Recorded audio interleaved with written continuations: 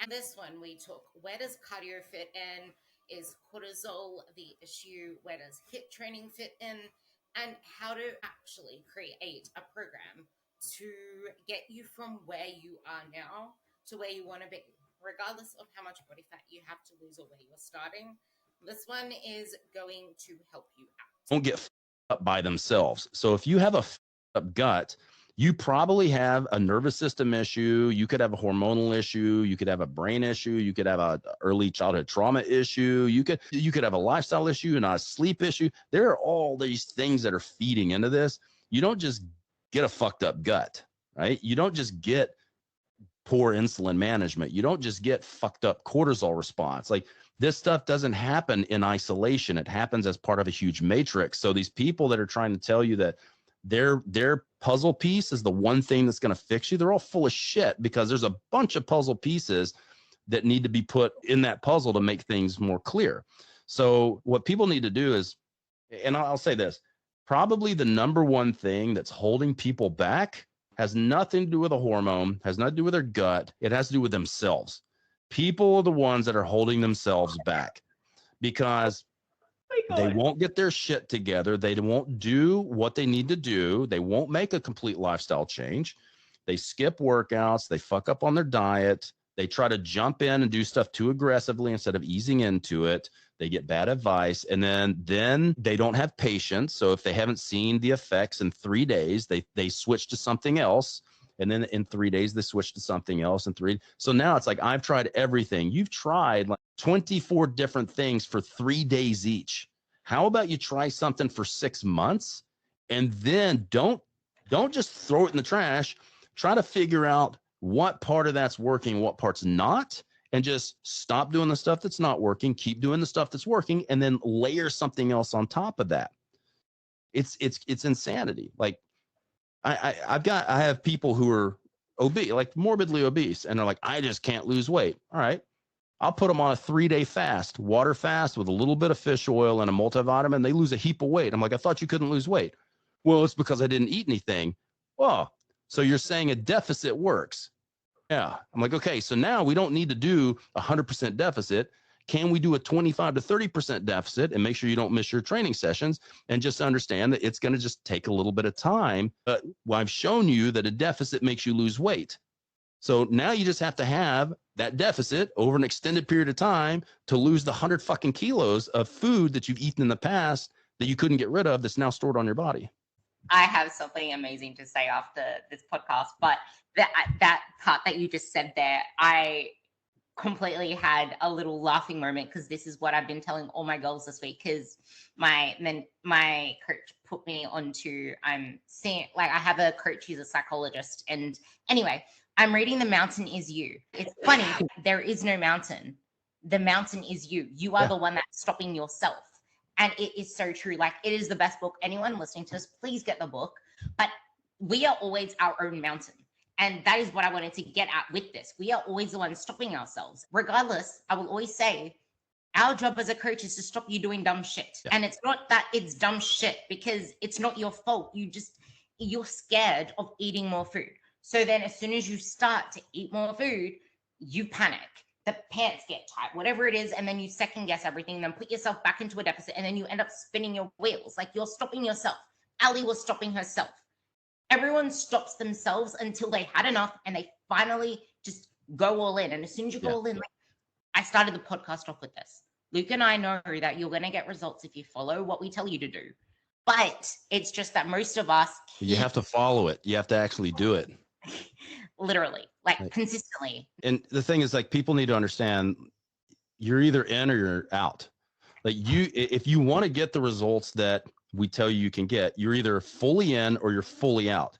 If you're halfway in, you're going to get halfway results. So you have to make a decision whether you're ready to be fully committed or not. So if you get fully committed, we're good. If you want to be half committed, that's okay. But just understand that our timeline has now exponentially increased. You'll agree. Am I a nice coach, or am I I'm a dick? I can be a real dick to my clients. There's a difference between being nice and kind. You are a dick, but you're kind. Because if it wasn't for you, I would not be where I am. If it wasn't for you, many people wouldn't be where they are. But that's because you call us out on our shit. Yeah. And that's being kind. And most people aren't even kind to themselves. They fool themselves into these very things. And it's exactly what you said. And that's the thing. And the reason I'm asking you this, because to me, I'm a coach. I'm an old school coach. Like when I was playing sports growing up, they called you names, they kicked you in the ass. They weren't nice, but they did it because they wanted to win and because they cared about your performance. They cared about you, they cared about you, right? So that's the way I'd always been coached when I was an athlete. So that's the way I coach. So I'll be someone's biggest cheerleader when they do the right thing, and I'll be fully invested with you if you're doing the right thing. But if you're fucking around, I'm not that interested anymore. And I'm going to tell you to get your shit together. And I had a client yesterday. He's, I've trained him for, I don't know, 4 or 5 years, a long fucking time. And he's just never gotten as lean as he wants to get, but he fucks around. He doesn't hit all his training sessions. He doesn't train as hard as he should. He's trying to find quick fixes. He doesn't sleep enough. He takes on too much work. He's stressed out all the time. He drinks a little bit too much. He's never, ever followed a diet consistently in the time that I've trained him. And so it's about, once a year he comes around and says, hey, can we really get on the nutrition? And I'm like, are you finally, I'm going to write all this stuff out and I'm going to orchestrate it. Are you finally going to follow your nutrition? Coach, I'm going to do it this time. And I'm like, no, you're not. I'm like, bro, this is like the 12th time we've gone through this. Are you actually going to do it this time? But he has this understanding that he's basically the captain of his own ship and I'm just the navigator. So I'm going to tell him where to go. But if he doesn't steer the fucking ship the right way, we're probably going to run up on the reef. And so I try to coach everybody that way and saying, look, if you just follow the map and don't do any detours, we're going to get there. But if the more detours you take, the longer this is going to happen. And he goes, oh, I just feel like my arms and my shoulders, they're just real soft. It doesn't even look like I lift. I'm like, yeah, because you're fat. And he's like, holy shit. I'm like, no, I mean, let's just say what it is. If you want me to be politically correct, I'll just say, okay, well, you're still fairly gravitationally challenged, right? But let's just call a spade a spade. You're still fat. You're not going to have muscle tone because you're still fat and you miss your sessions and you don't eat enough to fill your muscles out and you don't sleep enough to recover. So you're inflamed. But it's like, the kind of the whole point to this is that, if you follow and do what you say you're going to do with a program, you're going to see the results. But you also have to have patience and understand that you're going to have to do this for a significant period of time if you want to see significant success. Like he loses 10 kilos. I'm like, I'm fucking stoked for you. He goes, my arms still look bad. My shoulders look bad. Yeah, because you're still fat. You still have probably another fucking 20 kilos to lose, right? Like I'm going to cheerlead for you, but I'm also going to slap you in the face with a little bit of reality. You got a lot more fat to lose than you think you do. I love this. We're going to touch on that part very soon, but I like that you just said you don't eat enough. You can't starve fat loss. You need to fuel fat loss, which is you can. You can. No, you can. You can starve weight loss. You can starve fat loss, but you're going to lose muscle too. Yeah, so I said fat loss / weight loss. There's a difference. Yeah, but we also say if you weight loss, you're going to lose fat. Fat loss, you're going to lose fat. Now the difference is, are you going to retain that muscle? So that's the big difference, right? Because we'll look at all the people taking all the GLP-1 drugs now, like Ozempic, Trazepam, all that stuff. There's a lot of information about how it causes muscle wasting. Yeah, it does cause muscle wasting. Why? Because people don't eat enough protein and they starve themselves because the whole point of the drug, like the main emphasis for this classification of drugs is to make you not hungry. So then people just don't eat. Okay, so they put themselves in caloric deficit. They lose tremendous amounts of weight. But the problem is when they don't eat, they also don't eat enough protein and they don't train. And so they reckon 25 to 35% of what they're losing is muscle. And like you said before, muscle is precious. Muscle takes a long time to build. You don't want to lose that when you're dieting. So the thing is, you can starve yourself and you'll lose a heap of fat, but you're also going to lose a heap of muscle, which means your body composition is not going to look any better. So if you look at, do you remember, did you guys over here, you got lots of Subways here. Did you ever have that Subway commercial with Jared? Like the Jared guy who ate one foot-long Subway sandwich every day and he lost like 250 pounds. But the thing is, I don't watch TV, so no. Okay, so if anybody would remember this, it's like basically he only ate like one Subway sandwich a day or something, and he went from like 350 pounds, like 150. He lost a tremendous amount of weight just starving himself, but he didn't look any different. He went from being just big, obesely fat to small and fat. He didn't look better. He didn't look like he felt better. And now he's in prison because he's a pedophile. Say that part again, please. Please say that part again. He didn't look any different. He just shrunk. This is a reality for most women, and that's why I love what you just said, because you can't just starve yourself into a better body composition. You cannot starve yourself into a better I should have said you need to fuel. You need to fuel body composition. That's a better way of saying it. You can't starve yourself to good body composition. All right. You can starve yourself for lots of fat loss. You can starve yourself for weight loss. But keep in mind, when you do that, especially when you're not training hard, you're going to lose a lot of muscle. So your body composition is either going to stay the same or it's going to get worse. And all you're going to see is that you've lost a ton of fat and muscle, and you have seen the scale go down. But then you're going to look at yourself. You're going to get out of the shower and look at yourself in the mirror and go, God, I look terrible. I look terrible. I look like a coat hanger. And you also said there, a significant period of time, you'll thank yourself. And yeah, trying to find quick fixes is the easiest thing to do because it just takes so long and it's annoying. I know, but you're going to thank yourself later. And you also said half-ass results. Like you need to be all in.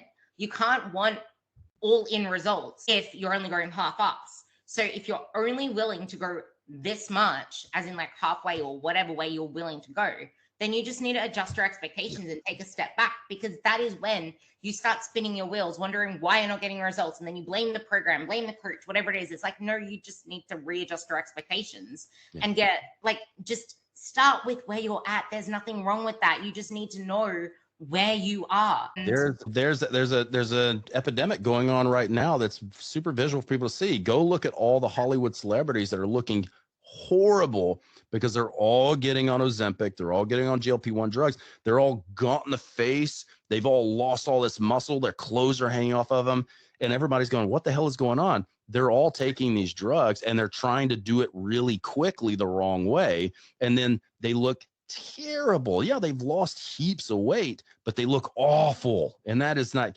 like, that's not what people come to us to look like. If you want to look like that, cool. Go to your doctor and get some fucking Ozempic. I'm not coaching you because I don't believe in that. Thank you. Can people please just stop defaulting to fat loss 24/7? Like, honestly, this goes back to periodize your fat loss phases and do them when you can effectively lose fat. Well, I would also say, look, there's nothing inherently wrong with just focus on fat loss, but if you're going to do it for an extended period of time, you want to focus, it's slow fat loss. It's basically you're looking for a recomp, which means that you're going to go on a smaller deficit, not starve yourself, but just go undereat a little tiny bit. You still going to have plenty of fuel to train what you're going to do. You can't rush it. I would say though, for small females, that isn't really a great idea. Well, I was about to say that. The problem is, and it goes back to that post that we put up. I think we put it up last week. It was a repost. Women have it rough because let's say if I'm, again, 3,200 TDEE and I do a 500 calorie deficit, I can easily lose 400 grams of weight a week. No problem. If you're a small female and your TDEE is 1,700 and you pull that same 500 off to try to lose that same 450 grams a week, you're eating 1,100 calories. You're going to be real fucking hungry, and you're not going to be able to perform well. So but then if you go to a smaller deficit, it doesn't take a whole lot to wipe out your deficit. So if you, that's the reality of most people. Yeah, if you have you're really good Monday through Friday, and on the weekend you kind of splurge a little bit, you could wipe your deficit out for the entire week and just a few meals over the weekend. If you're not cooking for yourself and you're ordering Uber Eats, or you're eating a bunch of stuff out of boxes. If you look at labeling laws, they can be off by law plus or minus 20% calories. So if you're on a 20% deficit and you're eating a lot of stuff out of boxes and not cooking it yourself, you could think you're in a 20% deficit. You're actually not in any deficit because the labels could be off.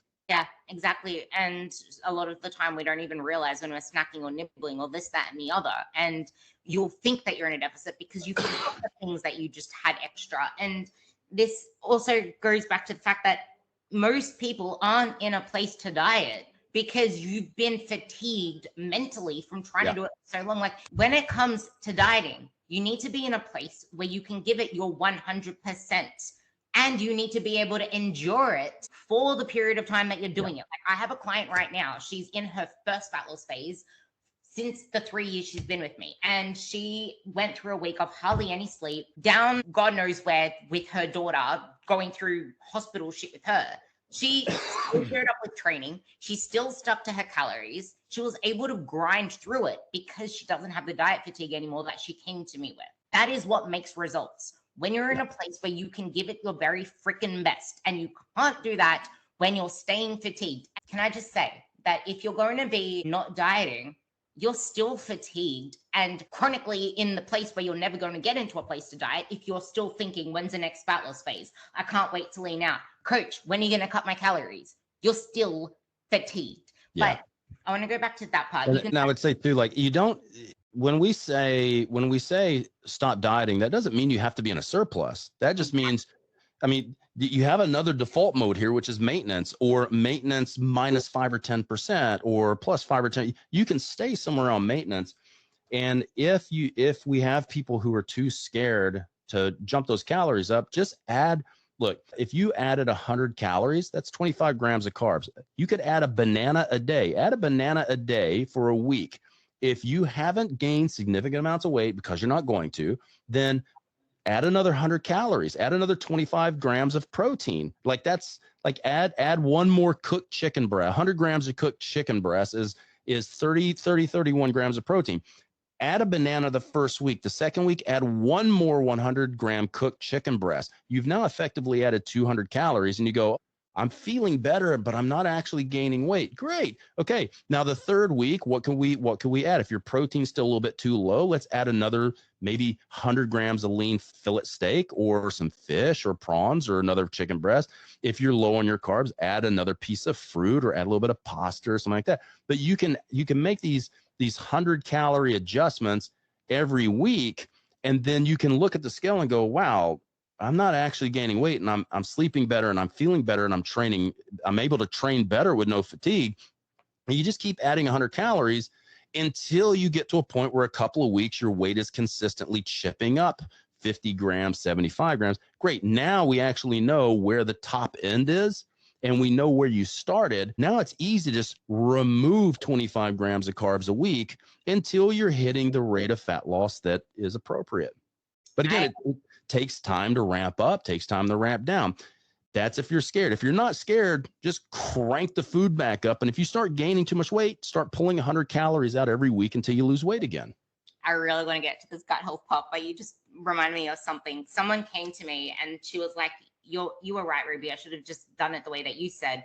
She went to someone who just brought up her calories just a little bit, and just getting out of that diet place that she started binging like crazy because her hunger, even though she was eating more food, her hunger was worse out of the diet than it was in a diet. I want you to talk about why that happens before I talk about that gut health thing. I mean, if that's the case, then that's your brain. Okay, remember we talked about like going through evolutionary. If we look at it from an evolutionary perspective, it's normal for us to go through feast and famine periods, right? So after a famine period, which is what a client like that would be on, the minute they start eating more, their brain automatically thinks it's time to feast. Now I need to get all these calories back that I wasn't able to get because it was a long, rough winter where I couldn't find food. Of course you're going to binge. And that's not normally a problem if you're going to eat like what we're going to designate as clean foods. Like I hate that whole thing. There's no such thing as clean or dirty foods. Like, come on. We all know what that means, right? Like a Twinkie versus a fucking chicken breast. We know that you can say it's dirty versus clean, or you can say not as beneficial versus beneficial. You can call it whatever you want, but we know that there's a different value from a tub of ice cream versus a chicken, rice, and broccoli, or whatever you're going to eat, right? But what the problem that we have nowadays is we have food scientists that put additives and things in foods that make them more yummy. And they learned that if we combine sugar, salt, and fat in one product, it's going to make you want more. It's going to taste delicious. It's going to hit it's going to hit receptors in your brain that's going to make you want to keep eating.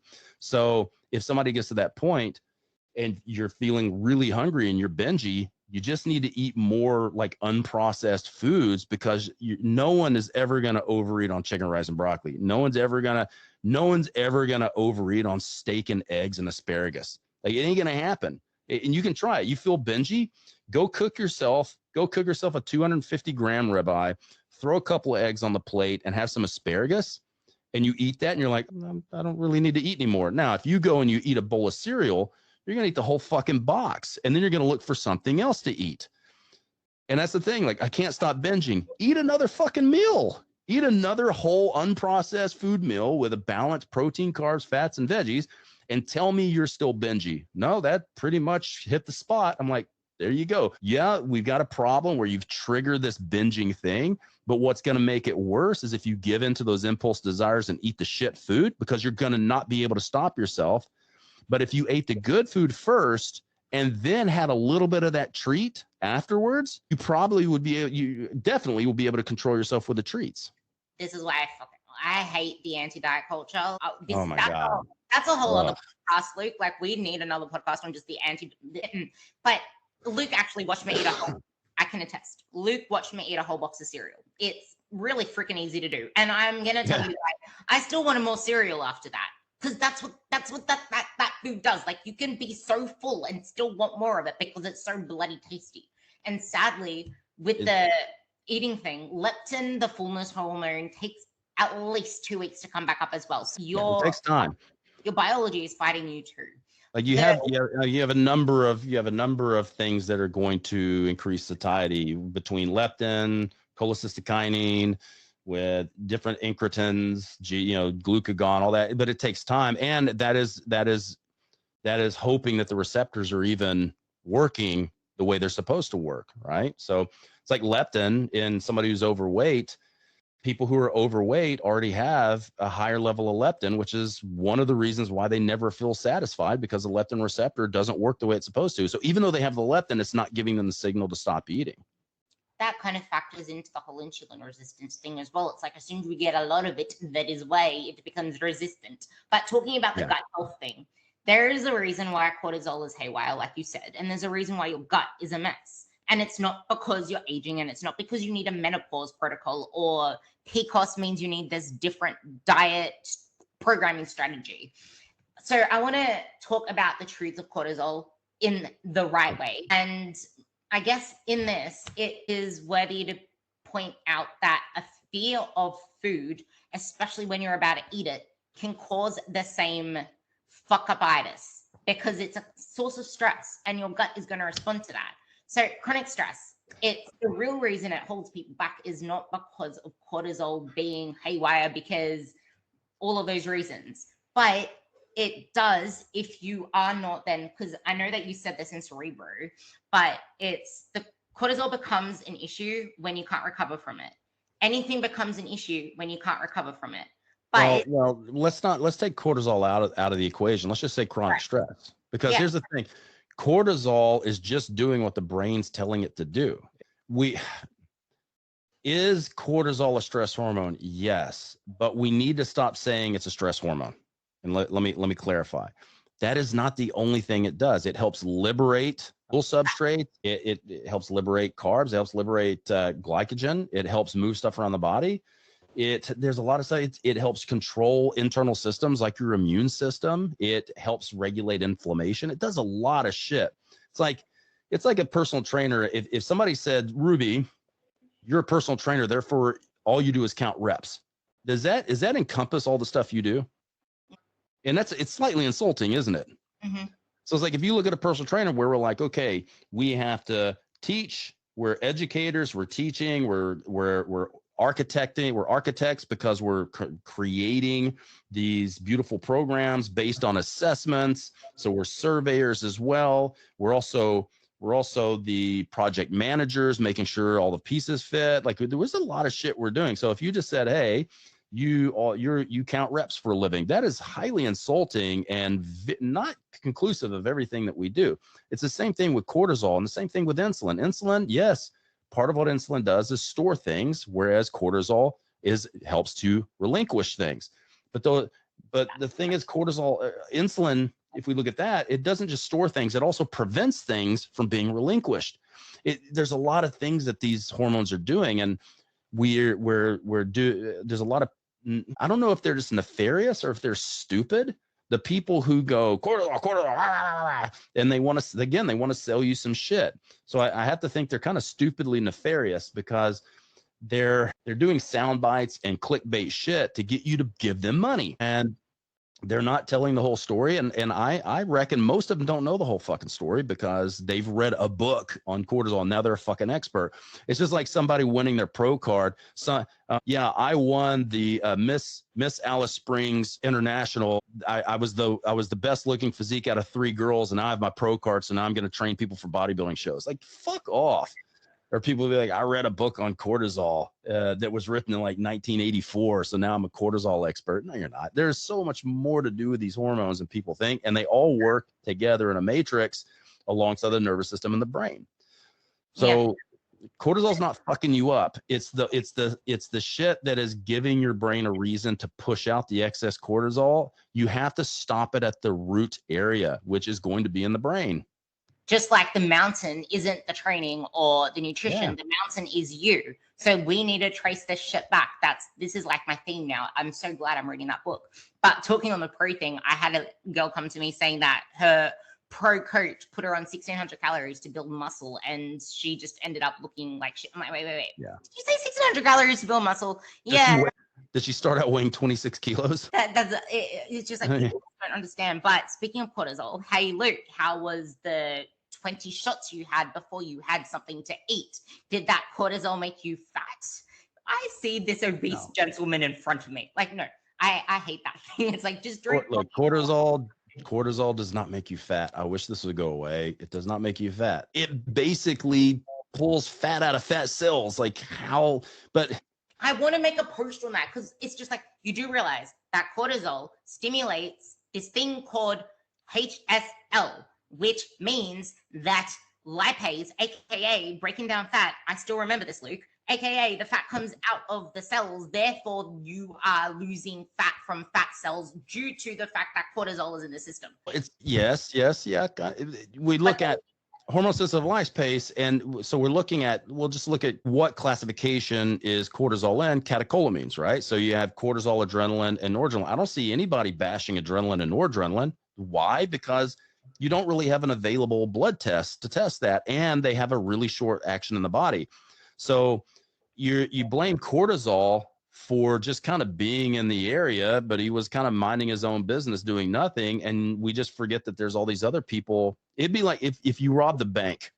If you robbed the bank with a group of 6 people, you're the only one who got caught, and it got all blamed on you. Well, there's 5 other people that were involved, and you're not a snitch, so you didn't rat them out. It's like, now you're like, this dude is the dude who's robbing all these banks. No, these 6 dudes are the dudes that are robbing the bank. You just got caught because you tripped.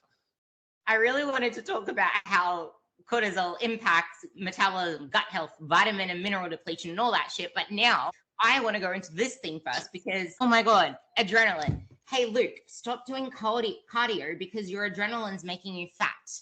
No, it's women need to stop doing cardio because now your cortisol's through the roof, and now it's storing body fat in your stuff. It's like, no. Yeah, I know. And like, it's the thing. It ties into what we talked about with nutrition, right? So like I said, you can starve your weight off. You can starve and lose a ton of fat, but you're going to lose a lot of muscle too.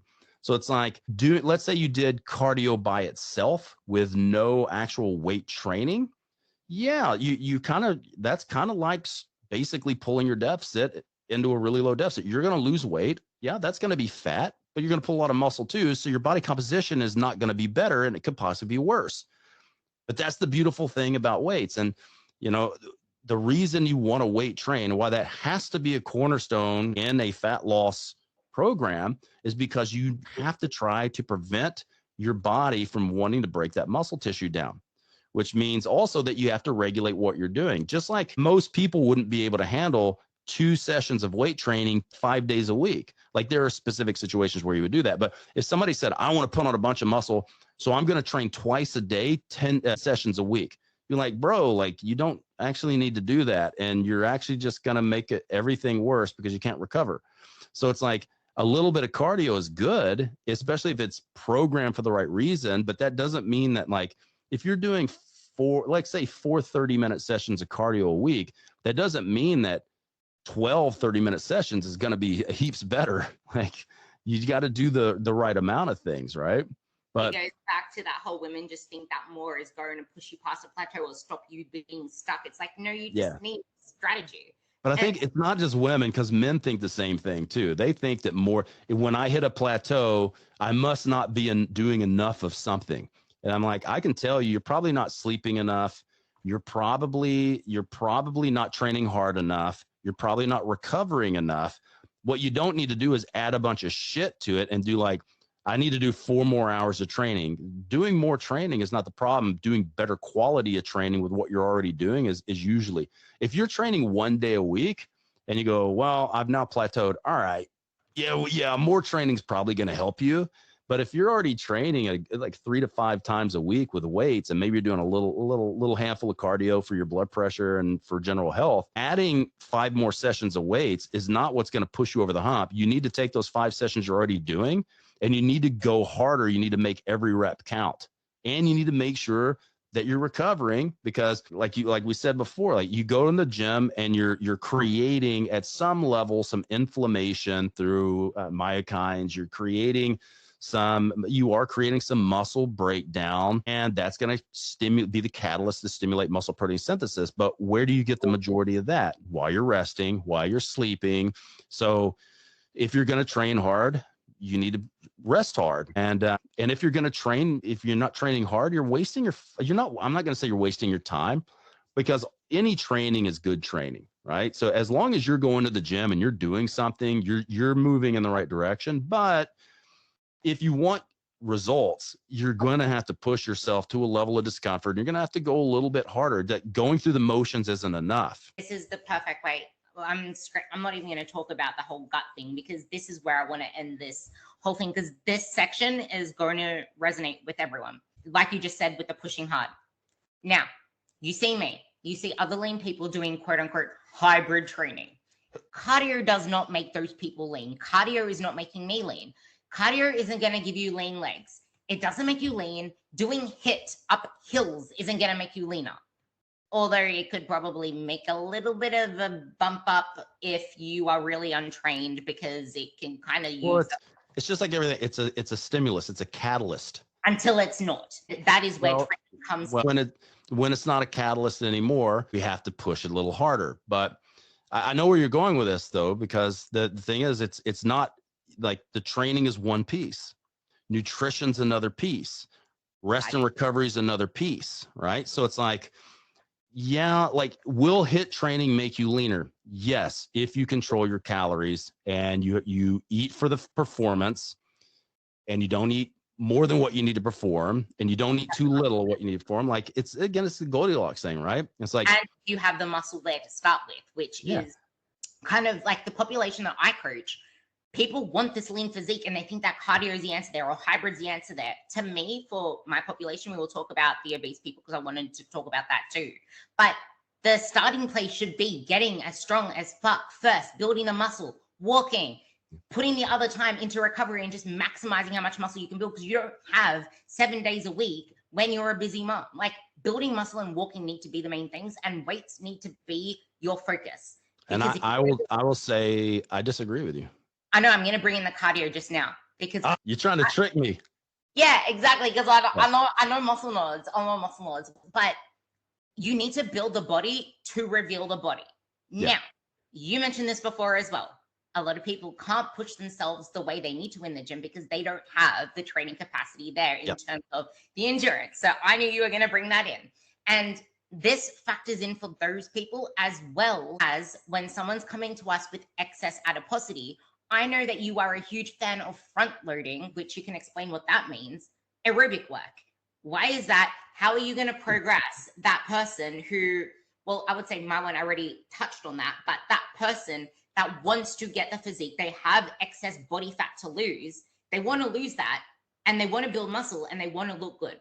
Pretty much the majority of people. Well, okay. So there's a lot of stuff I could say on this. The one thing is I will front load the cardio for almost every client. And the reason I do is based on their metrics. It has nothing to do with fat loss for most people. Now, for really overweight people, yeah, I'll front load it because of that, because of the caloric output and to get their mitochondria beefed up quickly so they can oxidize quickly. So wait, explain that part, because I think this is like, if people could understand that when you have really good aerobic health and you are generally aerobically fit, you burn fat better, you burn carbs better, you find it easier to lose weight, you find it easier to stay lean because you have the cardio there. And this is why I hate social media, but like bashing on cardio as well in different ways. It's like, no, seriously, prioritize your cardio because it will make fat loss so much easier for you. Please save my pain. And now the problem nowadays, though, is we're the pendulum swinging. And in our industry, the pendulum swings one side or the other. It never meets in the middle. So it's like, it used to be no cardio. You don't need cardio. Now it's like, oh, cardio is healthy, so we need all the cardio. Wait. No, don't go over there. Like, you were over here. The point isn't to go over here. It's to stop right here. It's, again, like, I need a little bit of cardio, not all the cardio. So it's like, especially if you are interested in building strength and size, which again should be a cornerstone of your programming. But if we look at, we need to define what cardio is, like cardiovascular respiratory training. It should primarily be used for adaptations to the cardiovascular respiratory system, meaning the ability to get oxygen in the body, pump through the body, and then carbon dioxide pump back to the heart to then be released into the atmosphere. So if you're going to put in cardio in those initial stages, use it because you're trying to get in better aerobic cardiovascular shape. Use it because it is the best, easiest tool to get your mitochondria oxidizing the fuel that you're trying to get off your body. Because when you release fat, it has to go somewhere. So it goes into your bloodstream and it has a choice. It goes around the body and it tries to find a cell to go into so that it can be either oxidized using oxygen to create energy, or we can use it to create heat. Now, if it can't go into the muscle and it can't go into the mitochondria because you don't have good mitochondrial volume, or your mitochondria is not working in like peak tip-top shape, it's going to sit around in the bloodstream, and it's either going to sit there or it's going to go back in the fat stores. So you have, on one side, you have the release of fat and you have the transport of fat. On the other side, you have the actual getting rid of the fat by turning it into either carbon dioxide and using it to create energy, or using it to create heat.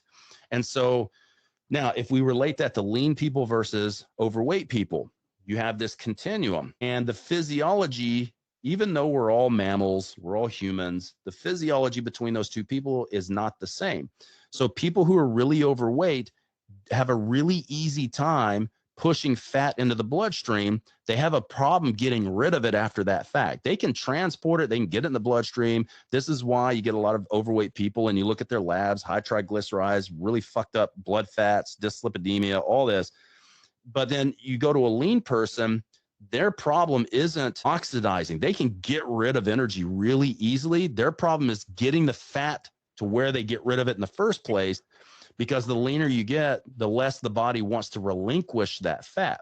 So now we can also talk about like the HIIT and like steady state cardio. How does that tie in here too? Because if you're really overweight, when you were talking about how like intense stuff and stress creates a response to hormone sensitive lipase. Now what that does, hormone sensitive lipase, is it is sensitive to catecholamines, which means under stress, your body thinks that it needs energy. It knows it needs energy. So you're going to try to get energy in the bloodstream.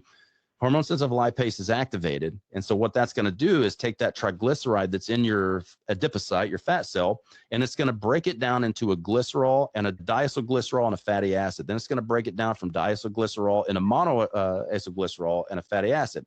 That glycerol and that fatty acid is going to go into the bloodstream. And what we're hoping is that fatty acid can find its way into some cell where it can be turned into heat or energy. Now, really overweight people don't have a problem with that. So for really overweight people, walking is the gateway drug into getting better mitochondria. But we also have to realize that anything that's low intense, you're going to adapt to really quickly. So once you've adapted, let's say you give somebody 10,000 steps, you have a decision to make. You're either going to go longer or you're going to go harder. So it's like you go from 10,000 to 12,000. Okay, cool. So now we've created a bit bigger stimulus. When you adapt to that, what's your decision? 14,000, 15,000 steps, or you just go harder? At some point, you just simply can't do more steps. At that point, that's where like dedicated steady state cardio works really well, because now I've taken you can't get any more lists, any more low intense steady state. You can't get lower than walking, but you can go up from there. So you can go to faster walking. At some point, you can't walk faster because then you're jogging.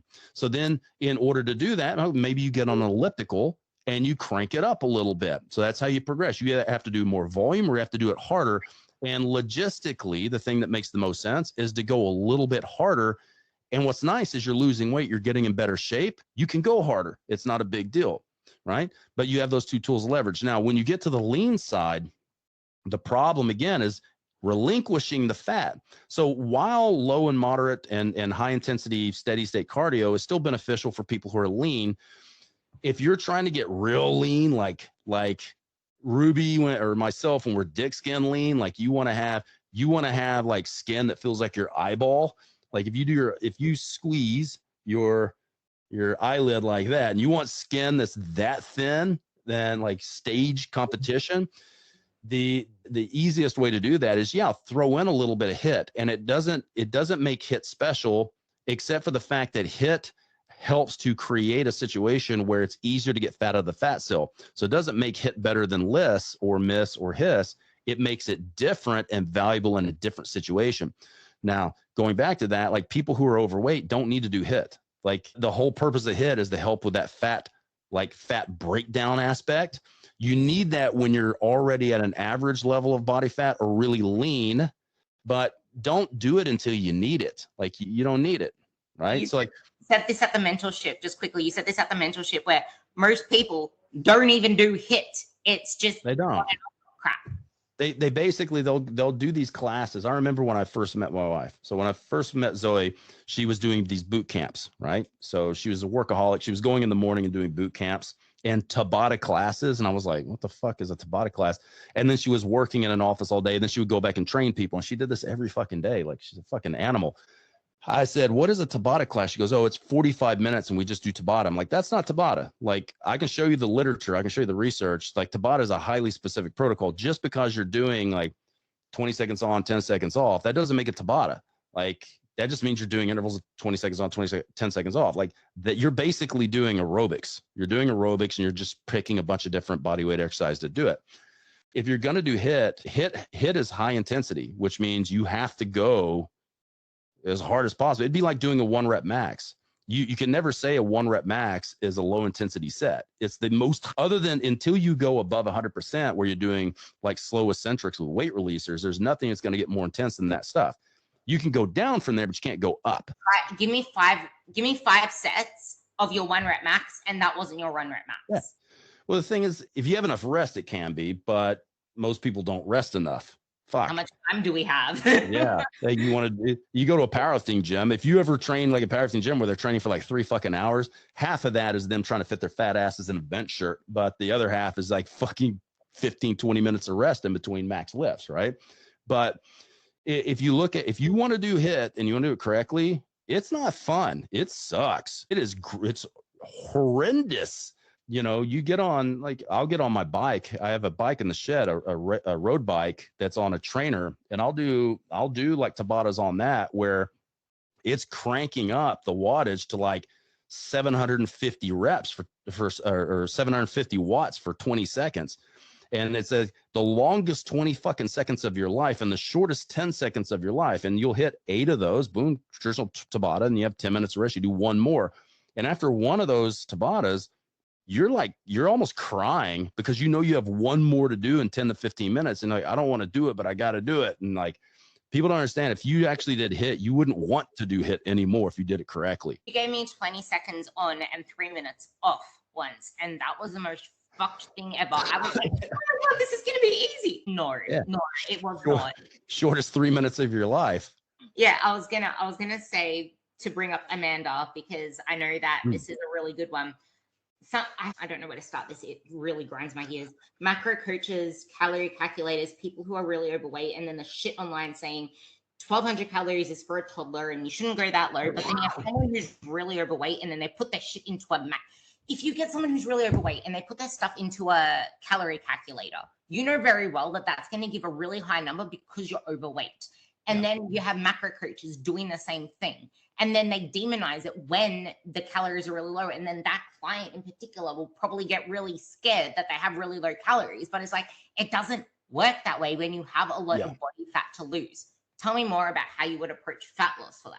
Yeah, I mean, look, at the end of the number one, when you're calculating calories, it's a starting point. It's a starting point to see how somebody responds, and then we have to make those constant adjustments. But if you have a significant amount of weight to lose, it doesn't make sense to feed for your physique right now, because fat does have a calorie cost.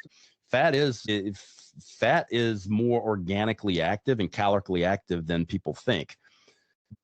That doesn't mean you need to feed it like you need to feed your bones and your muscles and your soft tissue and your brain and all that. What I tell people to do is feed for the body you want. So let's say you're a woman and you're 100 kilos. Maybe you're 5'6", what's that, 164 centimeters or something. You're like 100 kilos. Like you're big. You're big. You got a big surface area. And if you wanted to diet, it doesn't make sense to write the diet for the 100 kilos. If you know that the best you've ever looked was at 65 kilos and that's where you want to be, right? Start your diet for 65 kilos, not 100 kilos.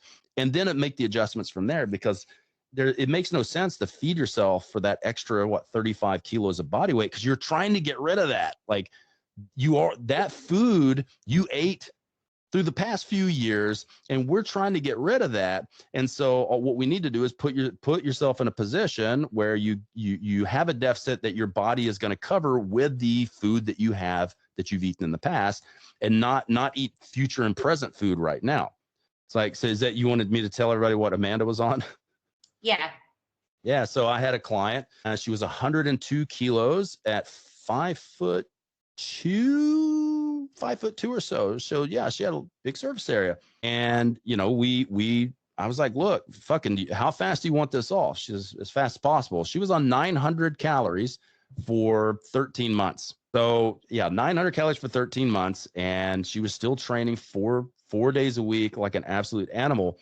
And people will go, man, you can't put people on 900 calories. And I'm like, well, she went from 102 to around 64 kilos in 13 months and was never hungry. And her performance was still gangbusters. So you can't tell me it doesn't work, because it absolutely worked. Now, the caveats is that we did have to use supplementation, because we have less food coming in, that's less nutrition. So she had to be consistent with taking her iron supplement. She had to be consistent with taking a multivitamin. She had to be consistent with taking her fish oil, and she had to feel good. So yeah, so we dropped 102 to 60, like 64, 13 months at 900 calories, still training 4 days a week like an absolute animal. And I was like, at some point we have to eat more. Like, you understand this? You can't live on sub 1,000 calories. So as we get close to 60 something kilos, I want you to use hunger as a guide. You tell me when you're starting to feel some hunger, and then we're going to slowly, methodically bring your calories back up. And that's exactly what we did. Yeah, and once people realize that it's not about some magical calorie number, it's the starting place. Exactly. But there was this person who was eating in your deficit calories doesn't mean you're going to lose weight, because the deficit calories into account the calories out. And there was someone who was eating in a deficit, and she was meticulous with everything. She was like, I'm eating literally 22 calories. I'm tracking everything. I know how to track blah, blah, blah, blah, blah, but I'm not losing weight. And she was really overweight. And I'm just like, okay, cool. So among all of these hormone coaches above, I'm going to give you your answer. How many steps do you do a day? Her answer, I sometimes get 2,000, but I sit on my butt most of the day. I'm like, well, there's your answer. It's not your deficit. That's a great place to start, is maybe we go to 5,000 steps and see what happens. Maybe we slowly increase. No, but everyone, there were like this was like a really popular Facebook group. There were 300 and something likes on someone saying, I'm a holistic coach and I do this gut testing and blah, blah, blah. It's like, bro, how many fucking steps do you do? Like, literally. I can tell you right now that people need to stop looking for the most convoluted, complex solution to their problems. Most of the time, it's going to be one or a handful of very simple things to do, right? And until you do those simple things, don't go to the complex things. Like, you may very well have a gut issue, and I'm not going to say you don't. Like, let's say, and you've seen our intake forms. Like, we ask about, we have 2 different gut digestive analysis questionnaires we do. We do testing when it's appropriate, but most of the stuff that's happening, you can fix a lot of it with 0 testing, and then throw the testing in when there's a hurdle that's not being fixed by the normal easy things. There's like Zoe finishing up her clinical nutrition degree. She's actually, I think Tuesday or Wednesday is her last day next week. It's just, I'm gobsmacked at some of the things that these people say. Like, did you guys even go to the same university she did? And I think the only reason that she knows as much as she does is because she's been in the industry for as long as she has, and that's what we do. But like, one of her advisors thinks that, you should not feed anybody more than like 1 or 1.2 grams per kilogram of protein. And if you eat more than that, your bones are going to snap in half. They still have girls at that university think that protein is going to be automatically just turned into fat. It's insane. And that's spun in the other direction now. I don't know whether you've seen it, but now it's like, you can get away with this much protein. Have you seen it lately? It's like, I was wrong. You don't need 1.1 grams. Have you seen that lately? No, but you can get away with a stupidly high amount of protein if you can fucking afford it and digest it. But people are on the other spectrum now, where it's just like, I was wrong. You don't need 1 gram per pound. You can actually have this tiny amount. It's like, that's not if you're training and you want to build a physique. Like, I mean, it's insane. Like, even I was looking at, because I was trying to make a case for Zoe, because her advisor's a dietitian. So it's like, ooh, it's kind of hard to, you got to be really picky with what you say to them, because they think that just because they're a dietitian that they know more than you. So I said, okay, I'm going to look up the recommendations from another dietitian. So I went to Louise Burke, who, if you know who that is, she's like the fucking OG of Australian sports dietitians. Like, she's the one doing all the research. And she even says in the paper I pulled that you can eating up to around 2.6 grams per kilogram for like athletic endeavors and building muscle seems to be a good spot. More than that is probably, as far as performance and muscle building, is probably wasted. But that doesn't mean it's wasted from other things, because protein does a lot more than build muscle. But it's like, she's saying you can eat up to 2.6. Fuck, I'm going to tell my clients to eat at least 2.6 if they can, but not everybody's. I tell people, eat as much protein as you can fucking afford and digest and tolerate. You know me. I mean, I eat like 3.3 grams per kilogram a day. And I mean, I'm not doing too bad for an almost 47-year-old man. But then me as well. Yeah, we love our protein, man. Look, the least likely thing to be nefarious is protein, unless you got a pre-existing kidney issue or a weird amino acid genetic polymorphism. But the reason that most people have issue with protein is because the majority of people don't eat enough. I think the majority of the problem I have with it is so fucking expensive right now, because Woolies and Coles wants to bend you over, and the butcher's always expensive too. But I'm sorry, Luke, I'm still on chicken breast. That's all right. I'm eating chicken all day today. I'm eating chicken breast all day because of the protein sparing modified fast. But I mean, I'm eating 1,400 calories right now, and I weigh 98 kilos. And people, so like, oh, you can't eat under 1,500. Well, fat is melting off my body right now, and I'm only doing it for 12 days. So, but I know what's funny though. Your cortisol is probably through the roof, yet you're still losing fat.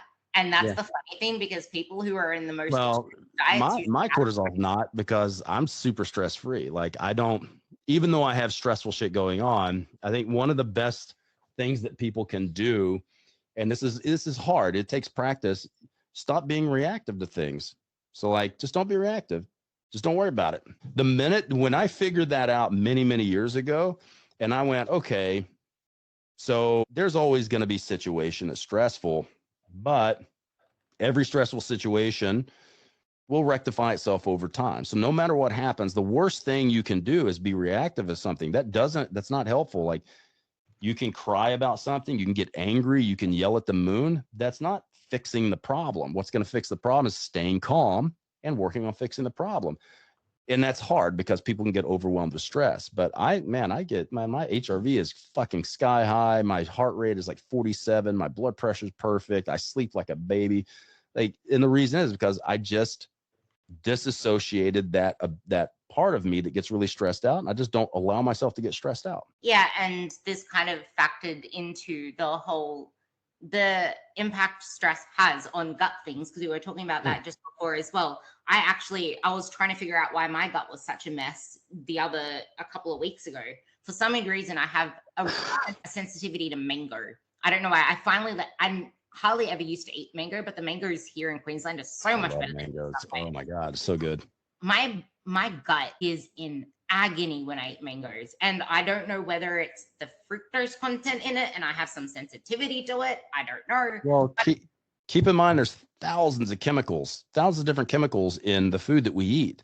So it's like a lot of people I'll give you another good story about this. A lot of people will try to isolate something to something they know, right? So you have somebody that eats fruit and they go, it must be the sugar or it must be something else, right? But what about the other 3,000 fucking compounds that are in that, right? Or how you ate the meal, because a lot of people eat stress too. But the thing is, like, you could have some type of genetic issue with some polyphenol that's only found in mango, right? You never know, right? Or it may just, it may be a weird thing that something else could be causing the issues, but the mango is a catalyst that now makes you feel it. So every time you eat the mango, you feel it.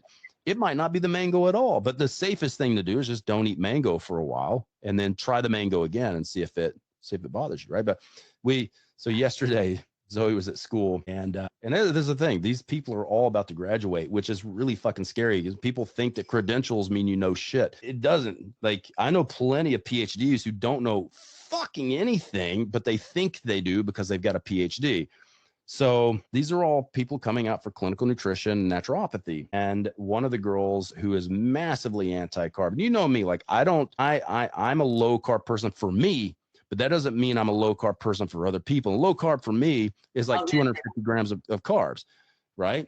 And when I diet, it might be now where I'm eating like 50 grams of carbs, but I match carbs to what I'm doing. And that's how I look at it. So if I was doing a lot of duathlon training, I'd be eating 600 grams of carbs, right? But this one, she thinks carbs are the devil and they're going to kill you. And so she was telling everybody that she can eat a sugar-free lolly and it will take her fasting blood sugar from 5 to 10. Oh my God, the blood sugars. Oh my God, the blood sugar shit. Listen to what I said. It's a sugar-free. That it doesn't have any reactive sugar in it. It's sugar. It's got some sugar alcohols in it, very little, like 500 milligrams. And then it's got some like fibrous stuff that doesn't fuck with blood sugar anyway. So Zoe sends me a message and goes, here's the thing. She says that she tested her blood sugar was 5. She ate one of these lollies that doesn't have any sugar in it, and it took her blood sugar to 10. Where the fuck is that blood sugar coming from? And I'm like,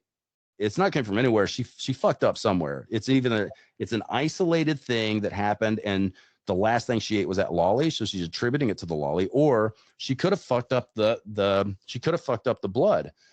So then they all went and got those lollies and went and bought a glucometer. And sure as shit, she was convinced. She was making all of these weird hypotheses of what was happening. And one of them was just completely outrageous.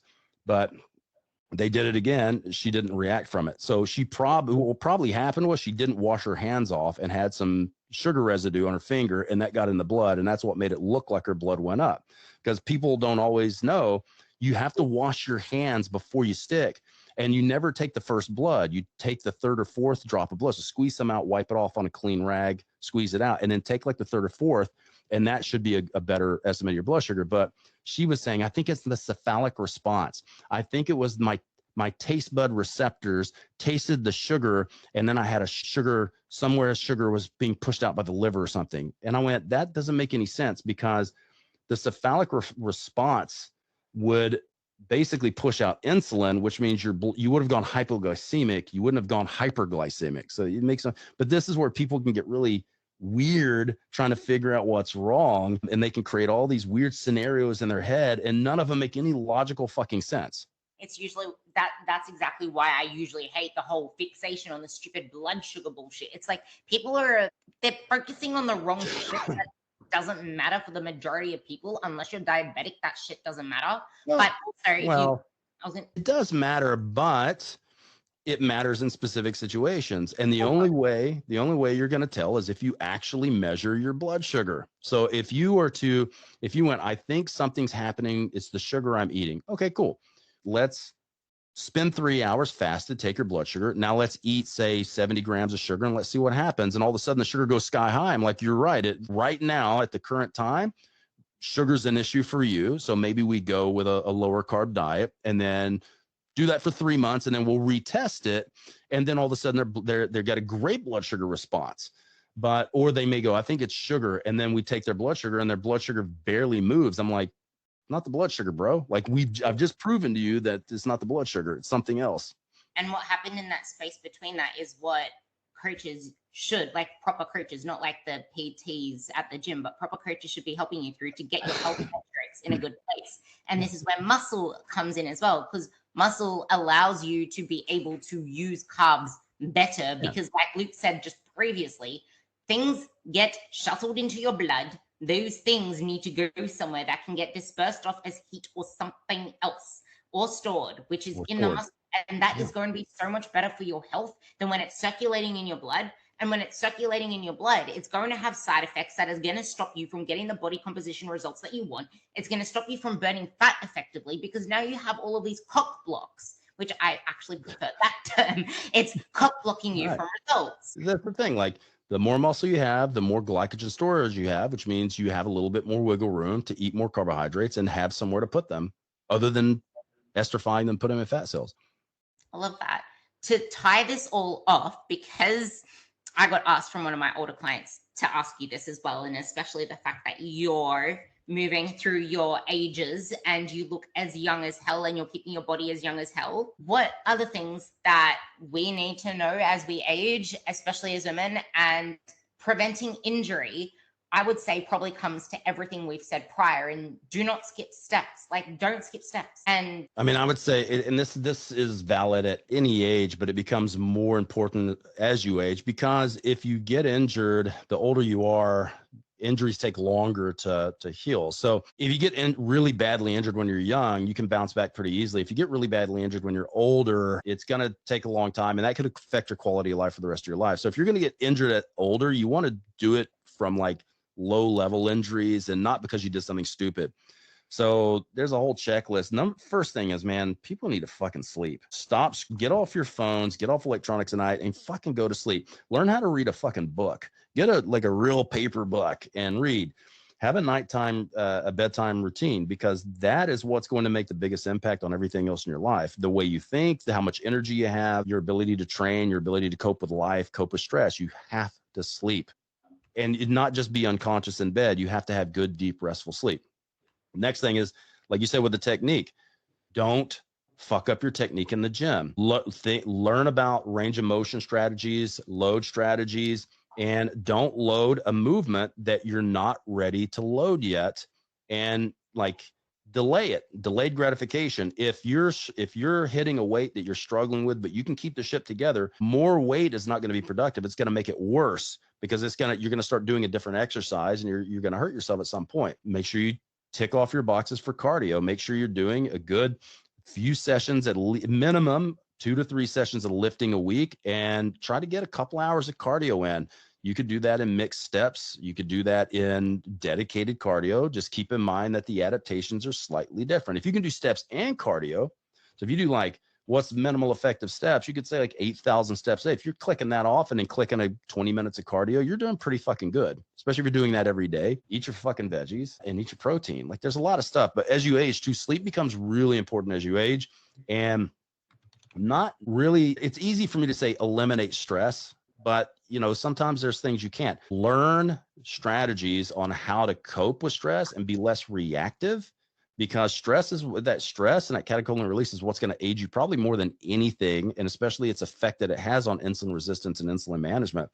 Insulin and catecholamines and stress, when they're out of balance and they're chronically raised, is going to age you really fucking fast, really fast. And it's going to cause, like you said earlier, a lot of nutrient deficiencies, which most people aren't eating enough variety of foods and not taking a good multivitamin. They're not getting enough of those cofactors, and our food quality is shit. So even the food quality in Australia is better than America, but not by much. And America's food quality is real shit, like bad.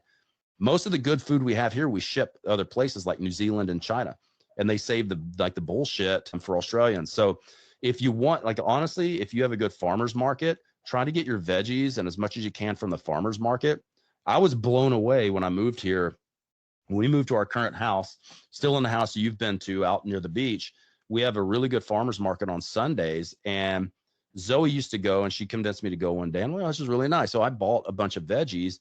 Those veggies lasted me like a month and then went and started to go off. If I buy veggies from Kohl's, it goes off in like 5 days. So like go to your farmer, go to your farmer's markets, buy the produce from them because it's going to last longer and it's usually cheaper.